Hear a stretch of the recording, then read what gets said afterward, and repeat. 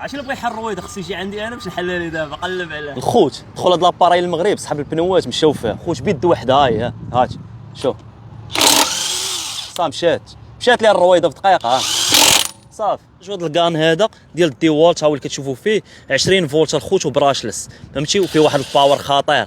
المهم راه فيها الخوت النيفوات كاملين هانتوما كما كتشوفوا الواحد جوج ثلاثه وهذا فلاش لايت ها هو. بالنسبه للباتري ديالو هو هذا كتشوف ليه العبار ديالو شحال فيه ها هو. لو بغيتي تحيد الباتري باش تشارجيه راه من هنا ها هو. خوت عيط لي الدري صاحبي اشترى روايج جداد وبغى يبدلهم غنبدلهم لي فابور اخوت اجيو تشوفوا معنا شحال ديال الوقت غنديروا فيهم. هذا الرويضه شحال ما تحلاتش 6 شهور 6 شهور ما تحلاتش واش غيطرى لها دابا. شوف والو ها في البلاصه كبنا الرويضه الخوت والجوفيرق صافي دابا معلك غير الزيار واش كاينه ما كتلعبش صافي. تحرك الرويضه متسالي كتشوفوا واش كتلعب والو هانتوما شوف والو ما كتلعب ما والو صافي ناضي وهبط الكري كدير لها بحال هكا هي كدور اللعيبه هاي الطوموبيله هبطات. خوت غنجربوا دابا نحلوها بهاد الساروت ها هو جيو تشوفوه